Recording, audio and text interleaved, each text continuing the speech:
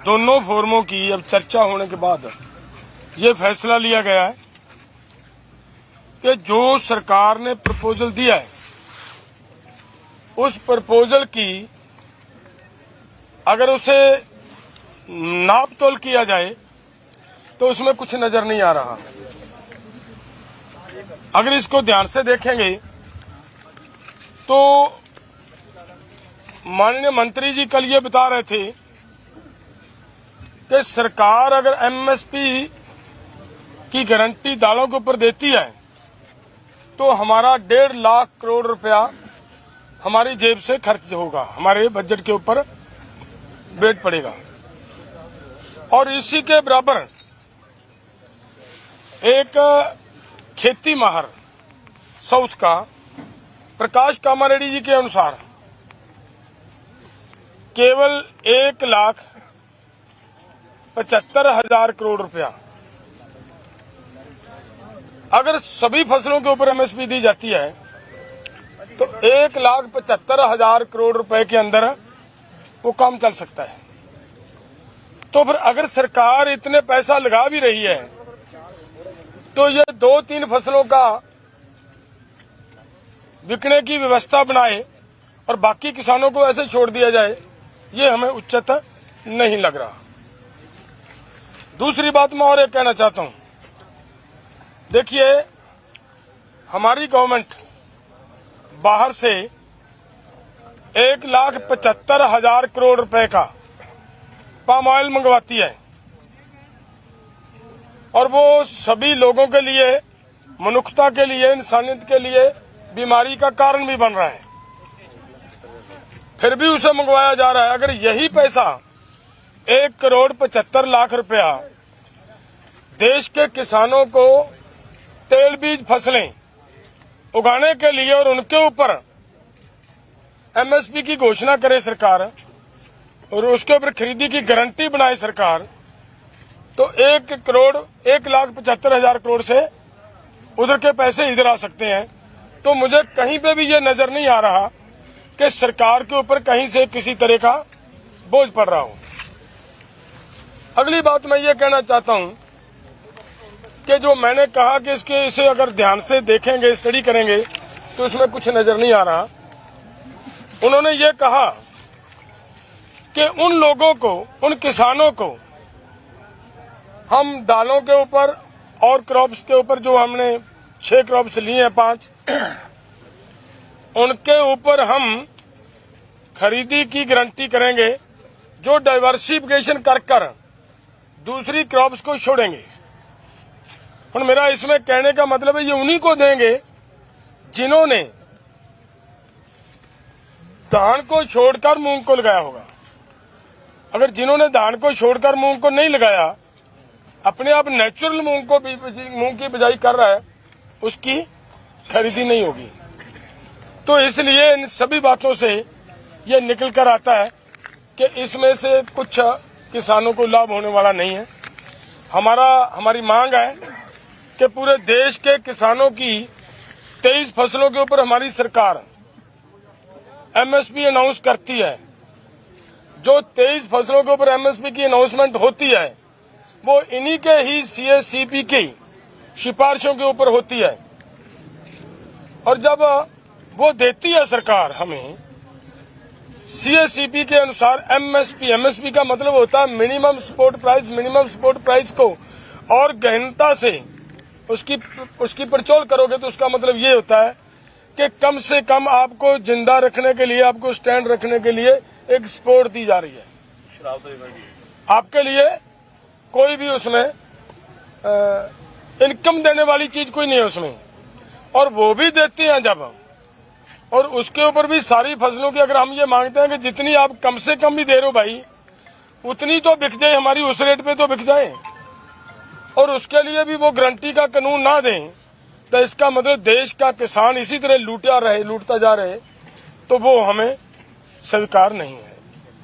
इसलिए इन सभी तथ्यों के हिसाब से हम दोनों फोरमों ने आज बैठकर चर्चा करने के बाद ये फैसला लिया है कि ये जो प्रपोजल आई है, ये प्रपोजल किसानों के पक्ष की नहीं है, किसानों के हित की नहीं है, और इसके अनुसार हम इस प्रपोजल को रद्द करते हैं। और बाकी बातचीत हमारे भाई साहब पंदेरी साहब कहेंगे। धन्यवाद। बोलो जी। हाँ, जैसा डल्लेवाल साहब जी ने बता दिया, भी हमने यकमुक्त इस प्रपोजल को रद्द कर दिया है।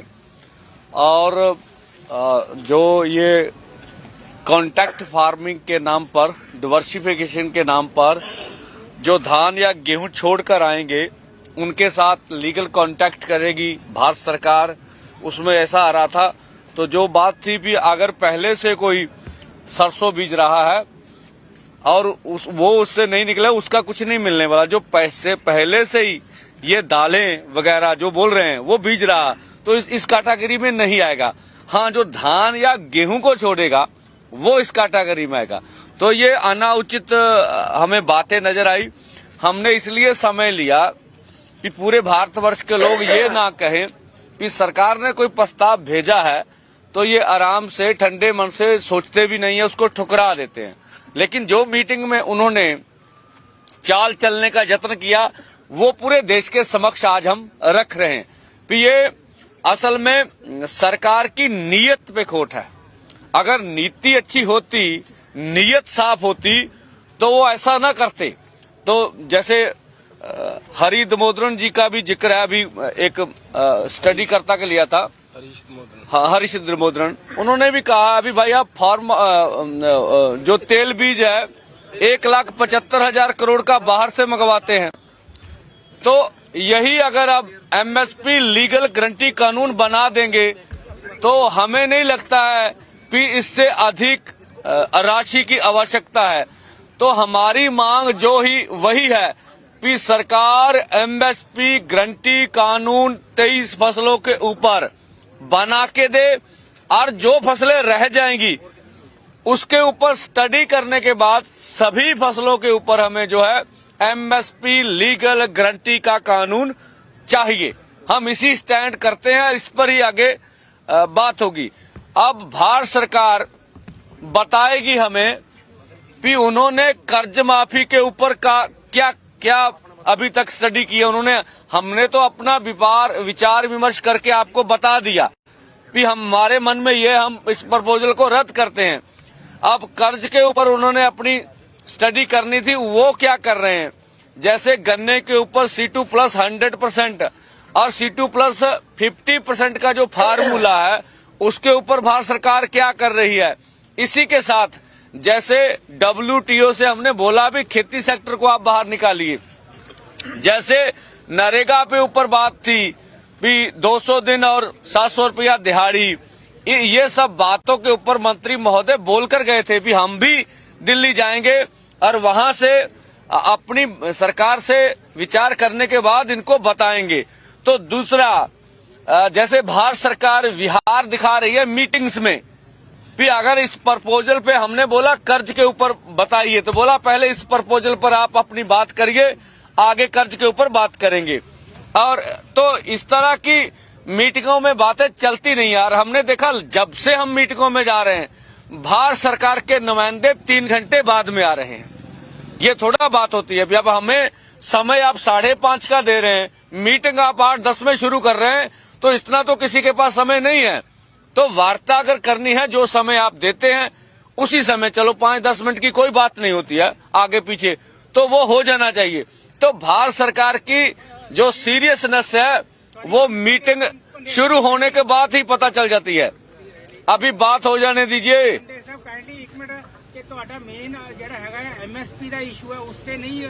नहीं, मैं तो ना तुसी आके बह जाओ, तुसी दस दो हुण भी केड़ी गल आ ना, एवें ही सवाल बात से। ठीक है।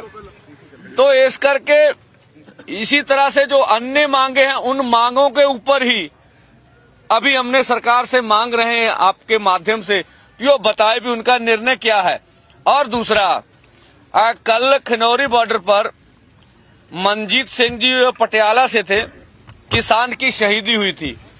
तो पंजाब सरकार ने अभी तक उनका जो पार्थिव शरीर अस्पताल में पड़ा हुआ, ना तो उनका पोस्टमार्टम हुआ, ना उसको उचित राशि दी गई है।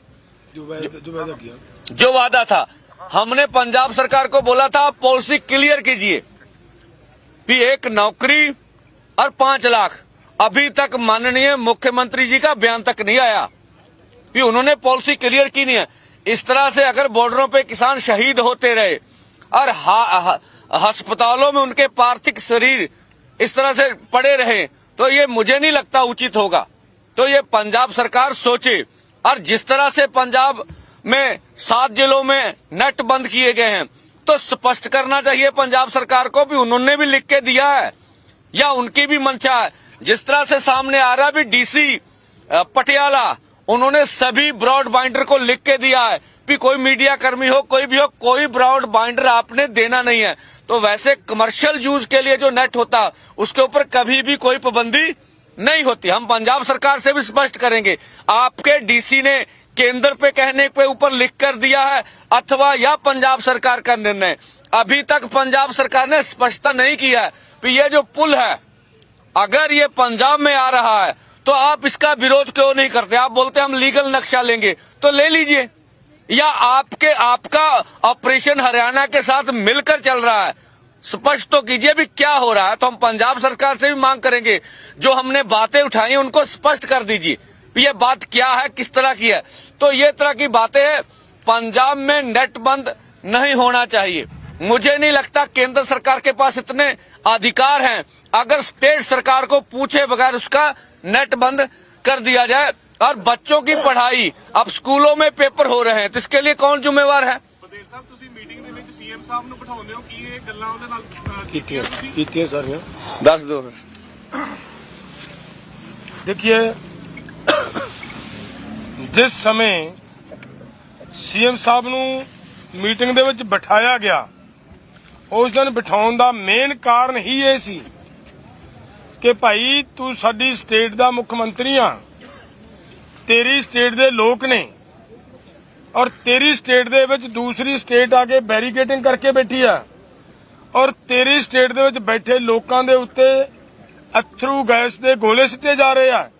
ਇਦੋਂ ਵੀ ਗਾਹਾਂ ਅਸੀਂ ਇਹ ਵੀ ਕਿਹਾ ਕਿ ਅਥਰੂ ਗੈਸ ਦੇ ਗੋਲਿਆਂ ਤੋਂ ਅੱਗੇ ਲੰਘ ਕੇ ਸਾਡੇ ਉੱਤੇ ਮੋਰਟਾਰ ਦੇ ਹਮਲੇ ਕੀਤੇ ਗਏ ਇੱਥੇ ਲੋਕਾਂ ਦੇ ਉੱਤੇ ਜੋ ਅਤੀ ਨਿੰਦਣਯੋਗ ਹੈ। ਇਸੇ ਲਈ ਬਿਠਾਇਆ ਸੀਗਾ ਕਿ ਅੱਜ ਸਾਡਾ ਮੁੱਖ ਮੰਤਰੀ ਇਹਦੇ ਵਿੱਚ ਆਉਣਾ ਚਾਹੀਦਾ। ਆ ਕੇ ਇੱਕ ਗੱਲ ਉਹਨਾਂ ਦੇ ਸਾਹਮਣੇ ਰੱਖੀ ਔਰ ਇਹਨਾਂ ਨੇ ਕਿਹਾ ਉਸ ਵੇਲੇ ਕਿ ਅਸੀਂ ਇਹਦੇ ਤੇ ਨੋਟਿਸ ਲਵਾਂਗੇ, ਲੇਕਿਨ ਅੱਜ ਤੱਕ ਕੋਈ नोटिस नहीं लिया गया। अगली गल मैं पंडेर साहब ये है पंडेर साहब जो एक मिनट मेन इशू पे बोलते रहो आप। मैं नेक्स्ट वीक ही ले रहे हो सर। जरूरी एमएसपी वाला है कि आप कल रात जो आपकी 3 मांग मुख्य मांग थी उसके अलग आपको ऑफर कुछ और दे दिया गया 5 फसलों पर एमएसपी की गारंटी कपास और मक्का, वो लेकर क्यों आए वहीं आप रिजेक्ट करते। जो बात 24 घंटे क्यों लगी समझने में आप सर मुकरी गल है प्रपोजल रिजेक्ट करता है नेक्स्ट मूव की है। पंडेर साहब देखिए इधर से मुझे लग रहा है आवाज अंजुम जी की आ रही थी। अंजुम जी एक मिनट रुकिए, मैं एक बात और कहनी चाह रहा था, वो भी आपकी बात का जवाब देंगे हम। मैं जो बात पूरी करनी चाह रहा था वो पूरी होने दीजिए, हमारा निवेदन आप सबको भाइयों को। देखिए आज हरियाणा सरकार की ओर से उनके डीजीपी का बयान आया है और उसने ये कहा है कि हमने यहाँ पे किसी भी बॉर्डर के ऊपर ऐसा नहीं किया, कहीं पे हमने अथरू गैस नहीं छोड़ा, कहीं पे हमने किसी तरह की बेल्ट गन नहीं चलाई, किसी तरह का कोई ऐसा वैसा नहीं किया, ये कहा उन्होंने। और हमने हमारा ये कहना है कि अगर सच में डीजीपी साहब ने ऐसा ऑर्डर नहीं कहीं से मिला उनको, उन्होंने नहीं कहा और नहीं किया, तो जिन्होंने यहाँ पे ये किया और 400 के करीब लोग जख्मी किए उनके खिलाफ तुरंत कार्रवाई क्यों नहीं करता हरियाणा गवर्नमेंट। उनके खिलाफ कार्रवाई करनी चाहिए। और हमारा निवेदन है हमारी सुप्रीम कोर्ट को भी कि उनको तुरंत प्रभाव से सो मोटो लेते हुए इनके खिलाफ कार्रवाई करनी चाहिए, क्योंकि लोगों के ऊपर जैसे सभी पूरे देश के लोगों का अधिकार है शांतिपूर्वक अपना प्रोटेस्ट करने का, अगर ये प्रोटेस्ट करने भी नहीं देंगे तो इसका मतलब देश की लोकतंत्र को बहुत खतरा है, खतरे में जा रहे हैं हम। अब अगला कदम क्या होगा अगला कदम क्या है? ओ फलो जो और पहले सुनो वो जवाब अंजुम। हाँ अंजुम जी का जवाब दे लें। मैं दे लें। देखिए, जो हमें मीटिंग में प्रस्ताव हमारे सामने रखा गया था और जो मंत्री महोदय ने बाहर आके बुलाया, उसमें बहुत फर्क था। और उसमें बगैर फिर सोचे हम निर्णय करते, वो अच्छा नहीं था। मीटिंग में तो ये प्रस्ताव था कि इन 5 फसलों के ऊपर पूरे भारतवर्ष में खरीदी की जाएगी। और जैसे पंजाब का पैटर्न भी आप देखते खरीदी करने का, यहाँ एपीएमसी एक्ट चल रहा है, मंडी बोर्ड है बैठा हुआ, मार्केट कमेटी से है, इसमें भी सरकार तो परचेज करती है, ठीक है। तो हमने तो ये लिया भी इसी तरह से पूरे देश भर में ये मुडला ढांचा खड़ा करेंगे और पूरे देश भर को कुछ फसलों पे एमएसपी मिल रही है तो मिलेगी। पर जब मंत्री महोदय बाहर आके बोले तो तब वो बात क्लियर हुई भी असल में मंशा तो ये है। और इस समय में केंद्र की नीयत तो सबके सामने आ गई भी केंद्र वार्ता में कुछ और बात कहता है, बाहर निकल के पीसी में कोई और बात करता। तो इसलिए हमारा इसके ऊपर सोचना जरूरी था। मंत्री जी का बयान हमने आराम से सुना, स्टडी की और सभी से बात करके इसको रद्द कर दिया। और आप ठीक बोल रहे हैं, अगर उन्होंने मंत्री जी ने कहा कि बहुत इनोवेटिव और आउट ऑफ बॉक्स आइडिया किसानों की तरफ से आया, किसान भाइयों ने कहा। सर अगला बता दीजिए। एसकेएम ने बोला है। नहीं, देखो एसकेएम ने भी प्रोजेक्ट किया है। देखो, मैं बोल रहा हूँ हमारी ओर से कोई प्रपोजल दी नहीं गई है, देंगे भी नहीं। सर ये बताइए अगला कदम क्या है? हाँ, अगला कदम क्या है? कल सुबह क्या होने वाला है? दिल्ली चलो। बिल्कुल पीसफुली ढंग नाल 21 ਤਰੀਕ ਨੂੰ 11 ਵਜੇ ਆਪਾਂ ਦਿੱਲੀ ਵੱਲ ਨੂੰ ਮੂਵ ਕਰਾਂਗੇ। ਤੇ ਉਹਨਾਂ ਨੇ ਉਹਨੂੰ ਕਿਹਾ ਜਾ ਰਿਹਾ ਕਿ ਸੌਂਦ ਗੱਲਾਂ ਮਖਾਈਆਂ ਹੋਈਆਂ ਨੇ ਕਿਸਾਨਾਂ ਨੂੰ ਪਿੱਛੇ फिर तो तनाव पैदा होगा। ਕਿ 150 ਡੀਬੀ ਦੇ ਕਰੀਬ ਉੱਚੀ ਆਵਾਜ਼ ਛੱਡਦੇ ਨੇ ਜਿਸ ਦੇ ਨਾਲ ਲੋਕਾਂ ਨੂੰ ਇਰੀਟੇਸ਼ਨ ਹੋ ਕੇ ਪਿੱਛੇ ਹੋਣਗੇ, ਉਹਦੀ ਕੀ ਤਿਆਰੀ ਹੈ ਕਿਸਾਨਾਂ ਨੂੰ? ਦੇਖੋ, ਅਸੀਂ ਸਰਕਾਰ ਨੂੰ ਅੱਜ ਵੀ ਅਪੀਲ ਕਰਦੇ ਆਂ, ਕੱਲ ਵੀ ਕਰਦੇ ਆਂ ਵੀ ਐਡਾ ਵੱਡਾ ਦੁਨੀਆ ਦਾ ਅੰਦੋਲਨ ਆ, ਉਹ ਟੇਬਲ ਤੇ ਬਹਿ ਕੇ ਸਾਡੇ ਮਸਲੇ ਕਰਦੇ ਹੱਲ। ਇੱਕ ਜਾਂ ਸਾਨੂੰ ਪੀਸਫੁਲੀ ਢੰਗ ਨਾਲ ਬੈਰੀਕੇਡ ਹਟਾ ਕੇ ਦਿੱਲੀ ਜਾਣ ਦੇਵੇ। ਹੁਣ ਇਹ ਦੋਵੇਂ ਕੰਮ ਨਹੀਂ ਹੁੰਦੇ, ਸਾਡੀ ਮਜਬੂਰੀ ਆ ਨਾ ਅਸੀਂ ਫਿਰ ਅੱਗੇ ਵਧੀਏ, ਠੀਕ ਆ। ਇਸ ਕਰਕੇ ਜਿਹੜਾ ਤੁਸੀਂ ਕਰ ਰਹੇ ਹੋ ਵੀ ਉਹਨਾਂ ਨੇ ਜ਼ੋਰ ਨਾਲ ਆਵਾਜ਼ ਕਰਨ ਵਾਲੀ ਮਸ਼ੀਨ ਲਾਈ ਹੋਈ ਆ, किसी का कन्न बोला हो सकता किसान कर। हाँ, तनाव अगर पैदा होगा ना, अगर आप जो है फिर से वैसे ही जाएंगे। हाँ, जी साउंड गन आ ਇਹ ਭਾਰਤ ਦੇ ਲੋਕਾਂ ਤੇ ਵਰਤੀ ਨਹੀਂ ਜਾਣੀ ਚਾਹੀਦੀ। ਅਸੀਂ ਕੋ ਬਾਹਰ ਦੇ ਥੋੜੇ ਆ, ਇਸ ਦੇਸ਼ ਦੇ ਨਾਗਰਿਕ ਆ, ਕਿਸਾਨ ਆ, ਮਜ਼ਦੂਰ ਆ। ਤਾਂ ਸਾਨੂੰ ਜਾਂ ਤੇ ਪੁਰਅਮਨ ਢੰਗ ਨਾਲ ਆਪਣਾ ਅੰਦੋਲਨ ਚਲਾਉਣ ਦਾ ਹੱਕ ਦਿੱਤਾ ਜਾਵੇ, ਜਾਂ ਸਰਕਾਰ ਉਹਨਾਂ ਕੋਲੇ ਹੁਣ ਡਿਸਕਸ਼ਨ ਦੀ ਲੋੜ ਨਹੀਂ ਹੈਗੀ, ਅਸੀਂ ਮੀਟਿੰਗ ਜਾ ਕੇ ਡਿਸਕਸ ਕਰੀਏ। ਹੁਣ ਤਾਂ ਸਰਕਾਰ ਨੂੰ फैसले करने की लोड़ हैगी, वो फैसले करे। आगे बातचीत करेंगे, अभी रास्ता खुला है सरकार से बातचीत करने का। और मीटिंग हो सकती है, मीटिंग होगी। अभी आगे वाली मीटिंग नहीं है, रास्ता बंद। ऐसा नहीं कहा। हम वार्ता के लिए हमेशा तैयार रहते हैं। ਡੱਲੇਵਾਲ ਸਾਹਿਬ, ਤੁਸੀਂ ਕਿਹਾ ਸੀ ਸਾਡੇ ਕੋਲ ਪਲਾਨ ਬੀ ਹੈਗਾ, ਪਲਾਨ ਬੀ ਤੁਹਾਡੇ ਕੋਲ ਕਿਵੇਂ ਹੈ? ਕਿਵੇਂ ਤੁਸੀਂ ਅੱਗੇ ਜਾਓਗੇ? ਤੁਸੀਂ ਕਿਹਾ ਸੀ ਸ਼ਾਂਤਮਈ ਤਰੀਕੇ ਨਾਲ ਜਾਵਾਂਗੇ। ਹਾਂ, ਦੇਖੋ ਸਵਾਲ ਕੀ ਹੈ, ਇਹ ਅਜੇ ਸਾਡੀਆਂ ਅੰਦਰ ਬੈਠ ਕੇ ਗੱਲਾਂ ਕਰਨ ਵਾਲੀਆਂ ਨੇ ਕਿ ਕਿਸ ਤਰੀਕੇ ਨਾਲ ਅਸੀਂ ਅੱਗੇ ਵਧਣਾ ਹੈ। ਇਹਦੇ 'ਚ ਕੋਈ ਰੌਲਾ ਨਹੀਂਗਾ ਕਿ ਅੱਗੇ ਵਧਣ ਦਾ ਐਲਾਨ ਹੈ, ਅੱਗੇ ਵਧਣਾ ਹੈ। ਔਰ ਇਹ ਵੀ ਸਾਡੀ ਇਹਦੀ ਵੀ ਕੋਸ਼ਿਸ਼ ਹੈ ਕਿ ਕਿਸੇ ਵੀ ਤਰ੍ਹਾਂ ਦੀ ਇੱਥੇ ਹਿੰਸਾ ਨਹੀਂ ਹੋਣੀ ਚਾਹੀਦੀ। ਇਹ ਸਾਡੇ ਵੱਲੋਂ ਪੂਰਾ ਯਤਨ ਹੈ। ਸਾਰੇ ਅਸੀਂ ਆਪ ਦੀ ਇਸ ਪੀਸੀ ਦੇ ਮਾਧਿਅਮ ਤੋਂ ਸਾਡੇ ਇਸ ਅੰਦੋਲਨ ਦੇ ਵਿੱਚ ਔਰ ਉਧਰਲੇ ਅੰਦੋਲਨ ਦੇ ਵਿੱਚ ਜਿੱਥੇ ਬੈਠੇ हमारे किसान साथी हैं, ਸਭ ਨੂੰ ਸਾਡੀ ਹੱਥ ਜੋੜ ਕੇ ਅਪੀਲ ਹੈ ਕਿ ਸ਼ਾਂਤੀ ਬਣਾ ਕੇ ਹੀ ਅੰਦੋਲਨ ਜਿੱਤੇ ਜਾਂਦੇ ਨੇ। ਸਰਕਾਰਾਂ ਚਾਹੁੰਦੀਆਂ ਨੇ ਕਿ ਤੁਹਾਨੂੰ ਉਗਰ ਕਰਕੇ ਅੰਦੋਲਨ ਨੂੰ ਖੰਡਾਇਆ ਜਾਏ, ਲੇਕਿਨ ਸਾਡੀ ਸਰਕਾਰ ਨੂੰ ਅਪੀਲ ਹੈ ਕਿ ਸਾਡਾ ਦਿੱਲੀ ਜਾਣ ਦਾ ਜੋ ਪ੍ਰੋਗਰਾਮ ਹੈ, ਜਾਂ ਤਾਂ ਸਾਡੀਆਂ ਮੰਗਾਂ ਮੰਨ ਕੇ ਤੇ ਸਾਡਾ ਮਸਲਾ ਹੱਲ ਕਰੇ, ਨਹੀਂ ਕਰਦੀ ਤਾਂ ਸਾਨੂੰ ਫਿਰ ਆਰਾਮ ਨਾਲ ਦਿੱਲੀ ਬੈਠਣ ਦੇਵੇ। ਫਿਰ ਕੀ ਦਿੱਕਤ ਹੈ ਸਰਕਾਰ ਨੂੰ? ਦਿੱਲੀ ਕਿਹੜਾ ਮਤਲਬ ਇੱਕ ਕਿਸੇ ਸਰਕਾਰ ਨੇ ਕੋਈ ਬੈਠਕ ਕਰਾਈ ਨਹੀਂ, ਉਹ ਤਾਂ ਪੂਰੇ ਦੇਸ਼ ਦੀ ਦਿੱਲੀ ਹੈ ਜੀ। ਤੁਸੀਂ ਵੱਖਰੀ ਥਾਂ ਮੰਗੀ ਸੀ ਦਿੱਲੀ ਬੈਠਣ ਲਈ, ਅਗਰ ਨਹੀਂ ਮਿਲਦੀ ਹੈ ਤਾਂ ਉਸੇ ਤਰ੍ਹਾਂ ਸਿੰਘੂ ਬਾਰਡਰ ਵਗੈਰਾ ਟਿਕਰੀ ਵਗੈਰਾ ਬੈਠੂਗੇ ਜਿਵੇਂ ਪਹਿਲਾਂ ਔਰ ਦੇਖੋ ਅਸੀਂ ਤਾਂ ਜੰਤਰ ਮੰਤਰ ਮੰਗੀ ਸੀ, ਵੱਖਰੀ ਕੋਈ ਨਹੀਂ ਸੀ ਮੰਗੀ ਹੈਗੀ। ਹੁਣ ਜੰਤਰ ਮੰਤਰ ਤੇ ਸਰਕਾਰ ਨੇ ਕੋਈ ਦੱਸਿਆ ਨਹੀਂ ਹੈਗਾ। ਉਹਨਾਂ ਦੇ ਵੱਲੋਂ ਇਹ ਕਿਹਾ ਗਿਆ ਹੈ ਕਿ ਜਿਹੜਾ ਧਰਨਾ ਤੇ ਮੀਟਿੰਗ ਆ ਉਹ ਇੱਕੋ ਟਾਈਮ ਤੇ ਨਹੀਂ ਹੋ ਸਕਦੀ। ਅਗਲੀ ਵਾਰ ਜਦੋਂ ਆਓਗੇ ਤੇ ਧਰਨਾ ਖਤਮ ਕਰਕੇ ਆਇਓ, ਆਪਾਂ ਤੁਹਾਡੀ ਮੰਗਾਂ ਮੰਨ ਲਾਂਗੇ। ਦੇਖੋ ਇਸ ਰੂਪ ਵਿੱਚ ਤਾਂ ਨਹੀਂ ਗੱਲ ਆਈ। ਚੱਲ ਜੇ ਤੁਹਾਡੇ ਕੋਲ ਸੋਰਸ ਕੋ ਵੱਖਰੇ ਨੇ, ਐ ਨਹੀਂ ਹੁੰਦਾ। ਅਸੀਂ ਹਮੇਸ਼ਾ ਅੰਦੋਲਨ ਦੇ ਵਿੱਚ 3 ਵਾਰੀ ਸਰਕਾਰ ਆ ਗਈ, ਠੀਕ ਆ, ਤਾਂ ਉਹਨੇ ਗੱਲਬਾਤ ਵੀ ਕੀਤੀ ਹੈਗੀ ਆ। तो इस करके जे इस किस्म की अप्रोच किते केंद्र दी हैगी आ, तो मैनूं लगदा है कोई लोकतांत्रिक तरीकाकार नहीं हैगा। सर 21 तारीख को अगर आप जाएंगे 11 बजे तो फिर जो वायलेंस होगा उसकी जिम्मेदारी किसकी होगी? आप बताइए, ये जो बैरिकेड लगा आपको इसका वायलेंस नहीं दिखता है? जो बाहर 25,000 अर्धसैनिक फोर्स लगे उसका वायलेंस नहीं दिखता है? हम तो अपनी तौर से वायलेंस नहीं करेंगे। अब स्टेट वायलेंस करना चाहता उसकी मर्जी है, हम नंगे हाथ हैं भाई, करेंगे। बैरिकेडिंग तोड़ेंगे तो वहाँ सैकड़ों पुलिस वाले सुरक्षा कर्मी उनकी ड्यूटी ऊपर से लगाई गई है, वो अपनी ड्यूटी निभाएंगे, तो फिर हिंसा और टकराव होगा ना पंडित साहब। ये जिम्मेदारी तो फिर आप लोगों पे भी आएगी। देखिए, हमारा बैरिकेड तोड़ने का अनक का सवाल है ही नहीं, हमारा दिल्ली जाने का अनक का सवाल है ही नहीं। हम तो मांग मनवाना चाहते हैं, और अगर कुछ सुनता नहीं है कोई स्टेट तो हमारी मजबूरी भी तो है ना। हमने जैसे पहले भी बचाव किया, आगे भी बचाव करेंगे। उधर भी हमारे जवान हैं, इधर किसान है, उधर जवान है, हमें सबका मालूम है। और जो ये किसान जवान का नारा निकालते जिंदाबाद, और उनको लड़ाने के लिए केंद्र सरकार तैयारी में है, तो ये पूरी दुनिया देख रही, पूरा देश देख रहा है।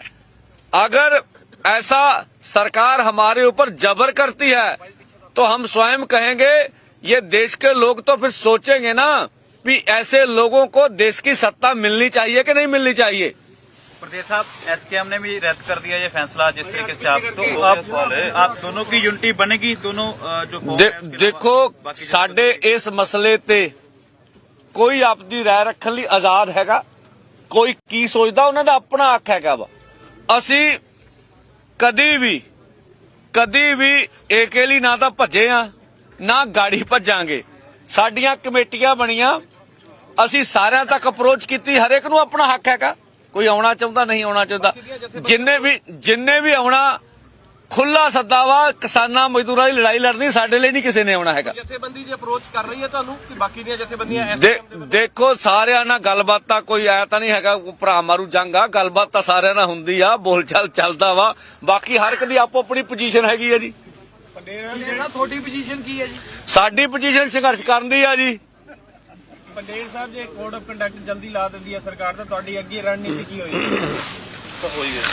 देखिए, ਕੋਡ ਆਫ ਕੰਡਕਟ ਅੱਗੇ ਹੈ, ਜਿੱਦਾਂ ਕੋਡ ਆਫ ਕੰਡਕਟ ਲੱਗੂਗਾ ਉਸ ਦਿਨ ਫੇਰ ਬੈਠਾਂਗੇ ਆਪਾਂ, ਤੁਹਾਡੇ ਸਭ ਦੇ ਵਿੱਚ ਬੈਠਾਂਗੇ, ਅਸੀਂ ਆਪਸ ਵਿੱਚ ਚਰਚਾ ਕਰਾਂਗੇ ਕਿ ਹੁਣ ਇਹਨੂੰ ਅੰਦੋਲਨ ਨੂੰ ਅੱਗੇ ਕੀ ਰੂਪ ਦੇਣਾ ਹੈ।